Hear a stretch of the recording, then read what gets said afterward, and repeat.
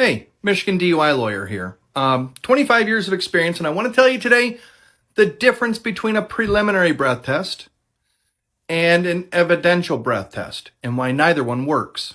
First off, preliminary breath test.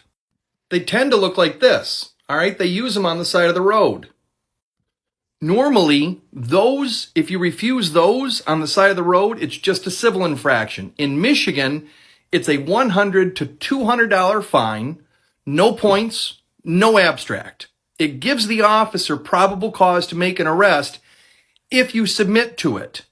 Before offering you this test, an officer here in Michigan is required to tell you Michigan law requires that you submit to a preliminary breath test analysis upon the request of an officer. Your refusal to do so shall be considered a civil infraction. Will you take the preliminary breath test? My advice to people out there, always say no. The problem with preliminary breath testing is that officers frequently don't follow the 15-minute rule.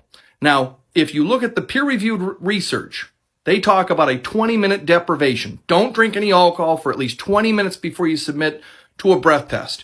And the peer-reviewed research also says that when officers don't follow this, you can have results that are actually as high as 0.40, many times the legal limit.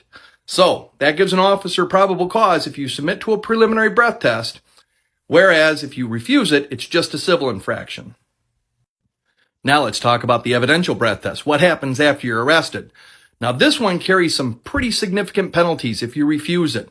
And I always tell people, listen, you probably want to submit to that test because if you don't, you're going to lose your license and you're going to get hit with 6 points, even if it turns out you're innocent later on. So leave the legal arguments up to a good DUI defense lawyer, submit to the test. But does it work? Follow for part 2, and I'll tell you why it doesn't work.